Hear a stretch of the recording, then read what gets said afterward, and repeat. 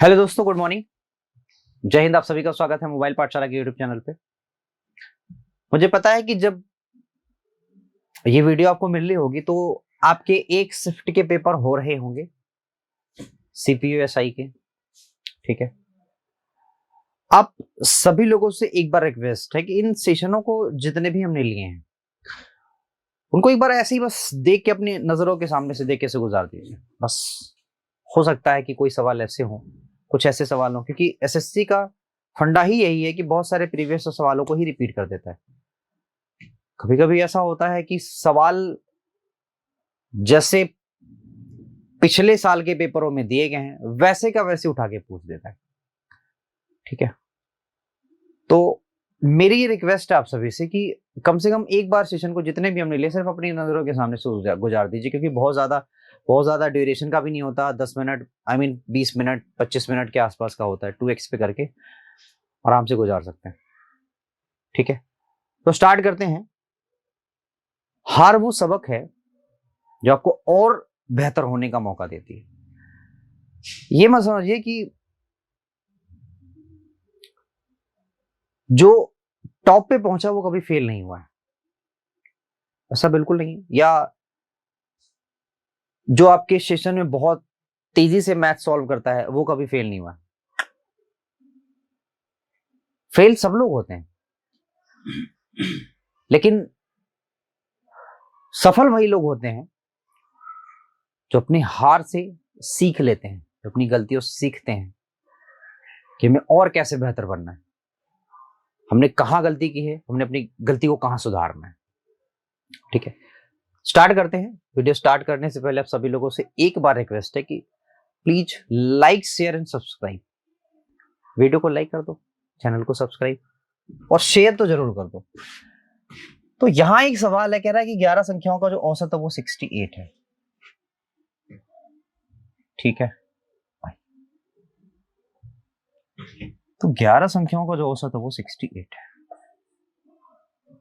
कह रहा है कि पहली 4 संख्याओं का औसत क्या है, 78 है। यहां पे जो पहली 4 संख्याएं हैं उनका औसत 78 है। अगली 4 संख्याओं का औसत क्या है, 63 है। अगली 4 संख्याओं का औसत क्या है, 63 है। 4 4 8 हो गई, बची है सर 9वीं संख्या, 10वीं बची है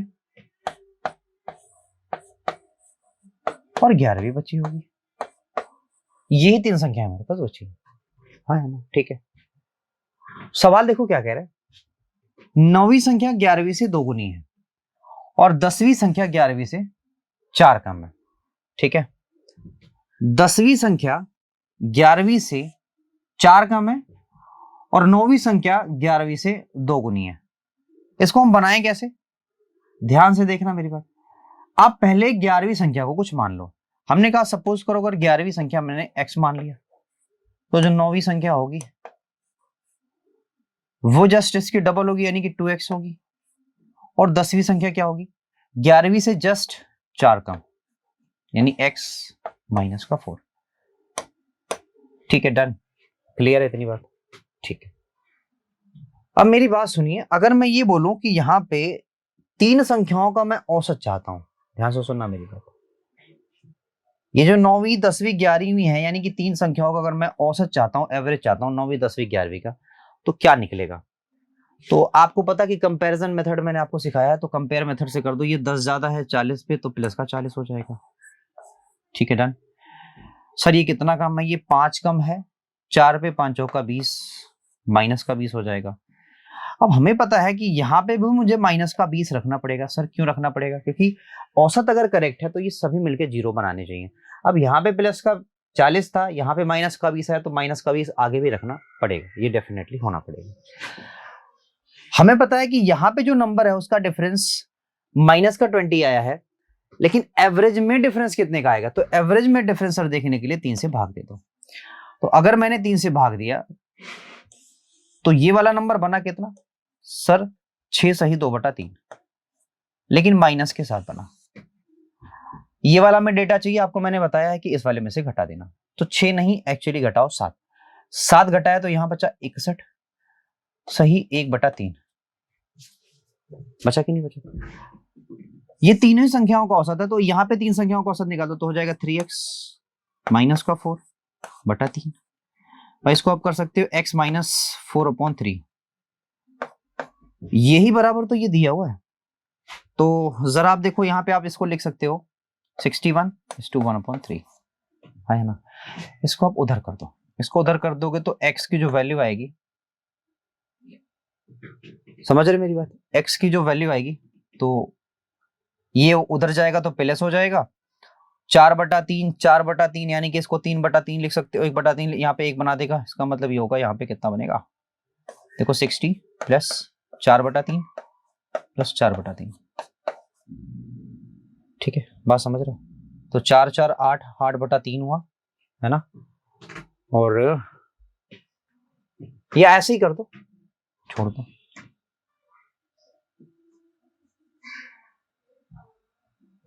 देखो ध्यान से, मैंने कहा 4 और 1 5, 5/3 आएगा, यहाँ 61 था तो ये हो जाएगा 62 2/3। ये निकल गया x का वैल्यू, ये x का वैल्यू है। आपसे पूछ क्या रहा है, कह रहा है 11वीं और 12वीं संख्या का औसत पूछ रहा है, सॉरी 9वीं और 11वीं संख्या का। तो 9वीं और 11वीं संख्या का औसत कितना होगा, 2x प्लस x/2 यानी कि 3/2। और सर x की वैल्यू, तो x की वैल्यू वो रही यानी कि 62, ठीक है 62:2/3। इसी को आपको सॉल्व करना है, ठीक है। तो जब इसको सॉल्व करोगे तो पाओगे कि हमें जो आंसर मिलेगा वो 72.6 मिलेगा, ठीक है ठीक है। अगले पे चलते हैं, नेक्स्ट सवाल देखिए। अगला सवाल है ये वाला, ए की वैल्यू है, बी की वैल्यू है, सी की वैल्यू है, आपको चाहिए क्यों। मेरी बात ध्यान से सुनना, मैंने आपको एक चीज बताया था, इससे रिलेटेड मैंने कुछ फॉर्मूले बताए थे आपको। फॉर्मूला ये था क्या कि 1/2 पहले ही मैंने लगा दिया था, ठीक है, a माइनस बी का whole square plus b minus C का होल स्क्वायर और c माइनस ए का होल स्क्वायर, ये था, ठीक है। इसके बाद क्या था भाई, इसके बाद ये था, दिखाता हूं, a प्लस बी प्लस सी का होल स्क्वायर, यही तो था। तो इसी को हमें सिर्फ सॉल्व करना है, बाकी और किसी को नहीं, सिर्फ इसी को सॉल्व करना है। आप देखोगे सबके बीच कितने का अंतर है, सिर्फ और सिर्फ इसके बीच 1 का अंतर, इसके बीच 2 का अंतर है। तो सीधा सीधा सॉल्यूशन निकालोगे तो फॉर्मूला लगा के निकालना, बाकी तो कुछ करना नहीं है, वैल्यू पुट करना है, बहुत ही आसान है। अगले सवाल पे चलते हैं, नेक्स्ट सवाल देखो। कह रहे एक व्यक्ति नाव व धारा के प्रवाह की विपरीत दिशा में 3 किलोमीटर की दूरी तय करने में कितना लेता है। धारा के प्रवाह की विपरीत दिशा में यानी कि x माइनस वाई, ये हो जाएगी रिलेटिव स्पीड। तो डिस्टेंस क्या होगी, 4 3 12 3 15/4, गुणा कर दो, 2 3 3 1 कम 3 और 1 4, समझ रहे हो, 2/5। तो 5 3 15 दोनों, यानी हो गया 3/2 के, 3/2, ठीक है, डन है 3/2 के, ठीक है। आपसे कह रहा है कि धारा के प्रवाह की दिशा में 13 किलोमीटर की दूरी तय करने में 2 घंटा लग रहा है, ठीक है ठीक है। तो 2 घंटा अगर ले रहा है तो x प्लस वाई होगा, ये होगा 13/2। हमें हमने आपसे बताया है कि अगर आपको नाव की चाल चाहिए, हमें नाव की चाल चाहिए, तो x दोनों को जोड़ के 2 से भाग दे देना।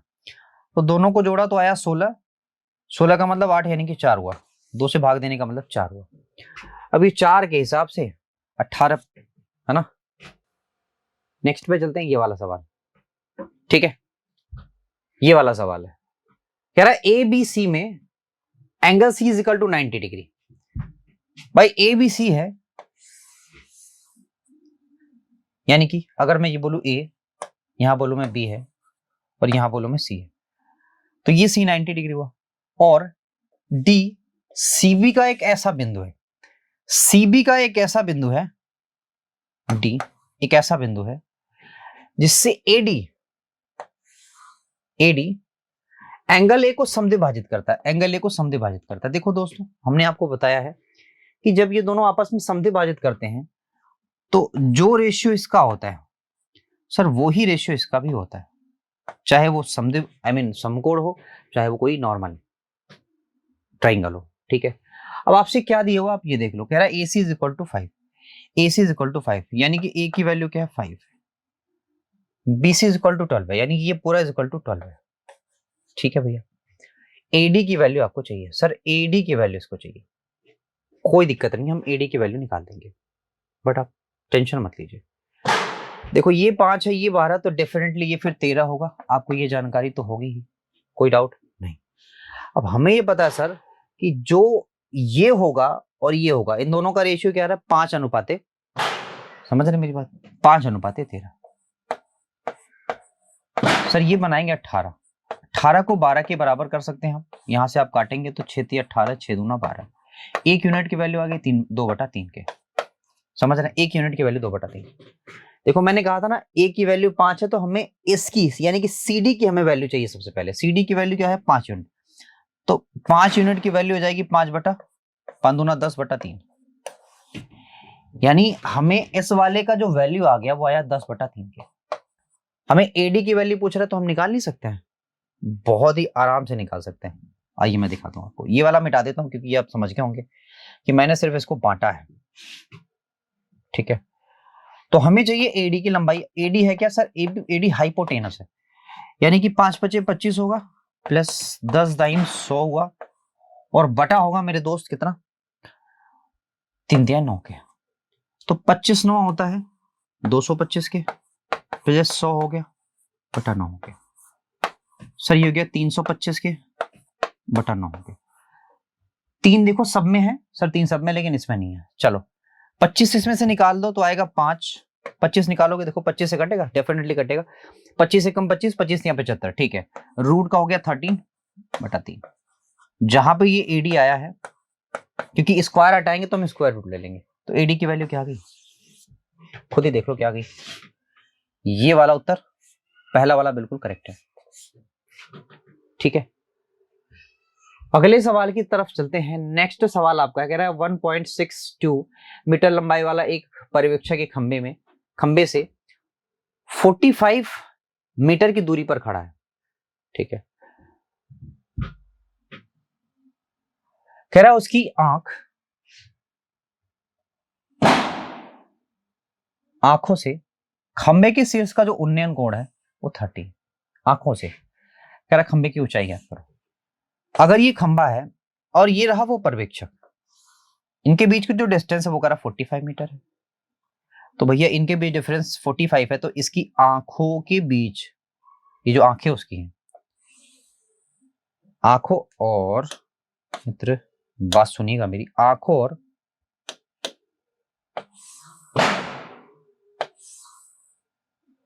समझ रहे,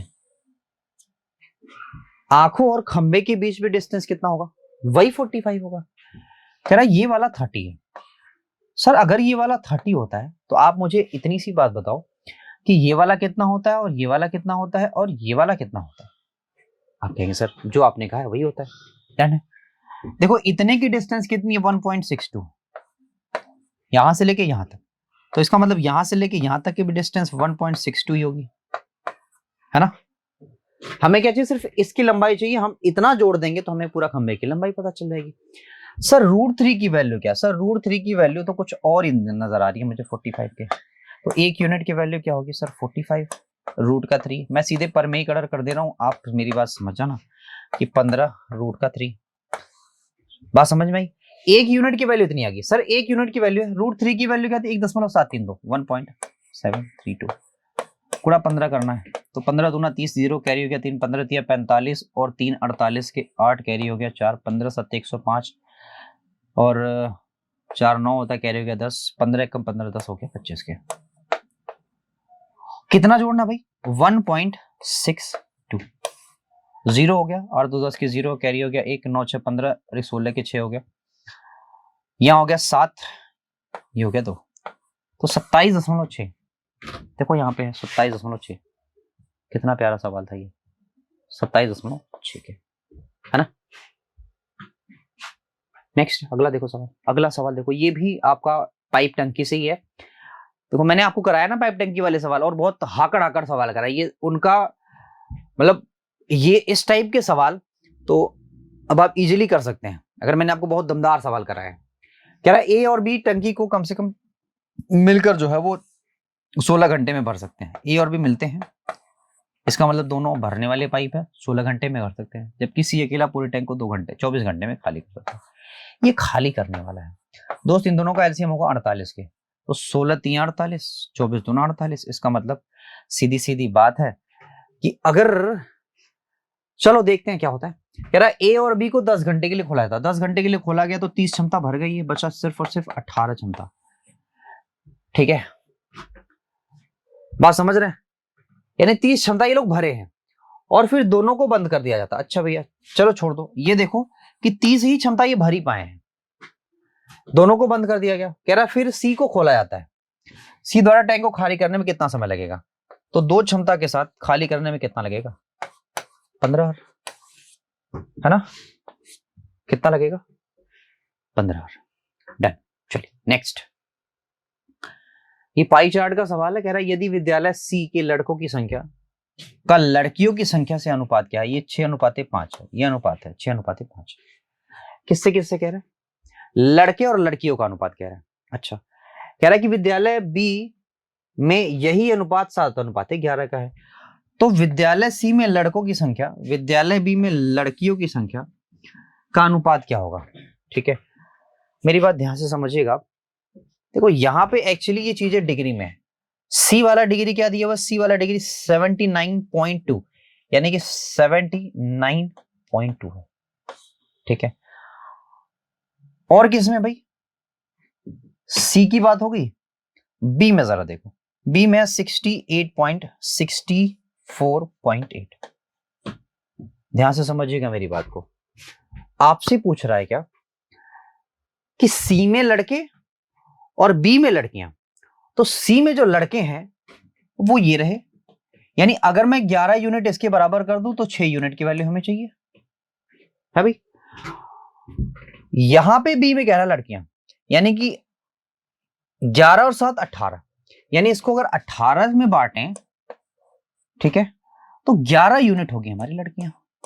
डन है भाई, क्लियर है, बस इसी का आपको रेशियो निकालना है, बाकी कुछ भी नहीं है। तो आप कर सकते हैं, मैं खुद ही करता हूं। देखो 11 7 77 हुआ, 11 दूने 22 हुआ। ठीक है, 18 से काटे क्या, चलो जो भी होगा वहां पे देखा जाएगा। 11 यानी कि तो आएगा ही आएगा पक्का। देखो यहाँ 11 11 दोनों में है, इधर वाला 11 यानी कि 2 ऑप्शन आपके कट गए। अब हमें क्या देखना है, 10 देखना है। क्या देखो यहाँ पे कहीं 10 आता दिख रहा है, क्या यहाँ पे कहीं 10 आता दिख रहा है, नहीं दिख रहा। तो नहीं दिख रहा तो बताओ ये वाला ऑप्शन मेरा कैसे हो सकता है, ये दोनों तो पहले ही मैंने काट दिया था क्योंकि दोनों में 11 है, तो डेफिनेटली हमारा पहला वाला आंसर सही है। अगला सवाल है, इसको जरा देखिए, एक ठोस लंबवृत्तीय बेलन का आयतन, बेलन है, ऊंचाई वो दी है, आपसे पूछ रहा है वक्र पृष्ठ क्या होगा। जरा मुझे बताओ कि बेलन का वक्र पृष्ठ क्या होता है। सर बेलन का वक्र पृष्ठ 2πr/h, यही तो होता है बेलन का वक्र पृष्ठ। ठीक है सर, आपसे कह रहा है कि ऊंचाई समथिंग आपको दी गई है, तो ऐसा करो आप बेलन का, देखो हमें तो ना चाह के भी हमें करना पड़ेगा, अपने साथ वो काम करना पड़ेगा हमें, क्योंकि त्रिज्या चाहिए। तो हमें ये पता है कि पाई का मतलब होता है 22, या सीधे सीधे आप डायरेक्ट कैलकुलेशन पे मतलब आई मीन आ जाओ सीधे सीधे, 5 2 3 6 7 का गुणा कर लो, जैसे मैं कह रहा हूं वैसे करो, 22 गुणा 34, ये हो जाएगा r² के बराबर। इसी को आपको सॉल्व करना है कैसे भी करके। तो 11 से काटू मैं, 11 दूना 22। देखो सपोज करो कि अगर, या काट ही दो यार, छोड़ो, 11 चौके 44 हुआ, बचा आपके पास पता है कि 6 2 8 के, 11 7 77 हुआ, 11 चक्के 66 हुआ। ठीक है, ठीक है भाई, 2 बचा है, मैं काम करता हूँ 8 से कट जाएगा ये, देखना जरा, 4 एक कम 4 हुआ, 4 एक कम 4 बिल्कुल कट जाएगा 4 से, तो 4 से काटो तो 17 दूना 34 हुआ, मैं 4 से काट रहा हूँ, 4 एक कम 4 हुआ और 4 एक कम 4, 4 एक कम 4, 4 चौके 16। तो आर की वैल्यू यहां से होती है 7 के बराबर, ठीक है, आर की वैल्यू 7 के बराबर आएगी। 2 पाई आर चाहिए तो 2 ऐसे रख दो, 22/7 कर दो, आर हो गया 7, ये हो गया 34, 7 से 7 काट दो, 4 चौके 16 के 6, 4 3 12, 12 और 1 13, उड़े 11, 6 6 कहाँ पे है, कहीं पे नहीं, सिर्फ यहीं पे है, तो 14 96। वैसे मेरा शक यही था कि 7 ही आना चाहिए, 7 हमेशा ही होता है। जब कभी आप फंसे रहोगे तो आप हमेशा 7 मान के कर लेना, क्योंकि अगर टाइम कम होगा तो 7 मान के कर जाना, क्योंकि अधिकतर जो सवालों के आंसर होते हैं वो 7 के आसपास होते हैं। या फिर अगर आप चाहो तो यहाँ पे 7 का मल्टीपल ढूंढ के कर सकते हो, 11 का मल्टीपल, 7 का मल्टीपल, एक उसी में से कोई मिल जाएगा। अगला सवाल करते हैं, कह रहा है कि 24 सेंटीमीटर भुजा वाले समबाहु त्रिभुज में एक वृत्त बनाया जाता है। 24 सेंटीमीटर समबाहु त्रिभुज, उसी वृत्त में बनाए गए वर्ग का क्षेत्रफल, उसी वृत्त में बनाए गए वर्ग का क्षेत्रफल। एक बात बताओ मुझे, समबाहु त्रिभुज के अंदर अगर वृत्त बनाया जाता है तो उसको हम अंतर्वृत्त बोलेंगे, और अंतर्वृत्त की अगर मुझे त्रिज्या निकालनी रहेगी, यानी कि स्मॉल आर अगर मुझे निकालनी हो, समबाहु त्रिभुज में स्मॉल आर अगर मुझे निकालनी है, तो क्या करना होता है? सर आपको बात पता है कि a/√3 होता है, या सॉरी 2√3 होता है शायद, आई थिंक ये होता है, ठीक है। तो a की वैल्यू आपको पता है सर 24 सही है, यहाँ हो जाएगा 2, हो जाएगा √3, 2 से कटा 12 आया, 12 का मतलब होता है सर 12 √3, 3 से काटोगे 4 √3। बात समझ रहे मेरी? ये हो गया त्रिज्या। त्रिज्या का जस्ट डबल क्या होता है? त्रिज्या का जस्ट डबल होता है किसी वर्ग की भुजा, या आप डायगोनल कह सकते हैं उसको। तो 4 दूना 8 √3, ये डायगोनल हो गया। सर हमें पता है कि अगर हमें वर्ग का क्षेत्रफल चाहिए, वर्ग का क्षेत्रफल चाहिए होता है हाफ d1 d2, यानी 8 × 64 है ना, गुणा 3, तो 32 हो गया, गुणा 3 हो गया, शायद 96 आपका ऑप्शन में होगा आंसर, ये रहा, ठीक है, ये रहा, ठीक है जी। चलिए अगला सवाल है, ये वाला सवाल देखो, इस वाले सवाल को करिए जरा खटक। देखो हमें कुछ नहीं करना, हमें सिर्फ इसको उधर ट्रांसफर करना है, ठीक है, जस्ट हमें इतना ही करना है कि हमें सीधे सीधे उसको उधर ट्रांसफर कर देंगे, ठीक। आइए, तो 8x 2x² plus 7x minus का 2, हाँ या ना भाई, इसको उधर कर दो, तो हो जाएगा 2x², ये माइनस होगा तो माइनस का x होगा, माइनस का 2, दैट इज इक्वल टू 0। यहां से आप x की वैल्यू फाइंड कर सकते हैं, ठीक है। अब बताओ मुझे x की वैल्यू मुझे क्या मिल सकती है, क्योंकि 2 1 कम 2 होगा। चलो चलते हैं, देखते हैं क्या होगा। या मैं एक काम करता हूं, इसको मैं उधर कर देता हूं, यानी कि 2x² minus x that is equal to 2।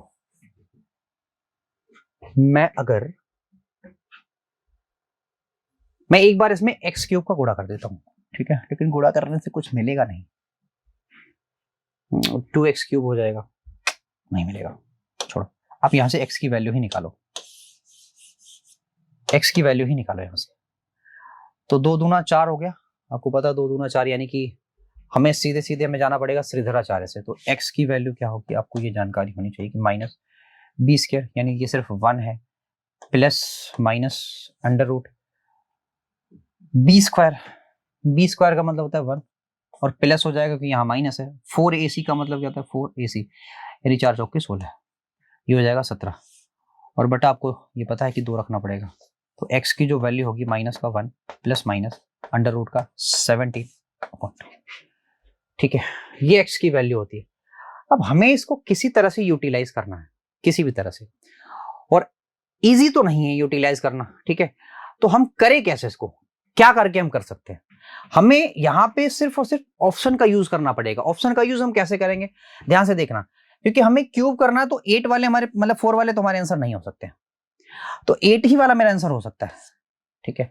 और एक चीज और, अगर हम ऐड करेंगे सम करेंगे तो हमें ये पता है कि हमारे ऐड में 3 हमारे फॉर्मूले में होता है, 5 फॉर्मूले में नहीं होता, तो इस हिसाब से हमारा ये आंसर हो जाएगा, ठीक है। 17 है तो हमें ये पता चल रहा है कि हम सही रास्ते पे जा रहे थे, ठीक है। चलो आज इतना ही रखते हैं, आज के लिए इतना ही, आप सेशन को पूरा देखिएगा, ठीक है। Thank you very much, bye bye, take care, और एग्जाम अच्छे से जाए तो प्लीज कमेंट जरूर करिए कि हेल्प मिली। Thank you very much, bye, take care.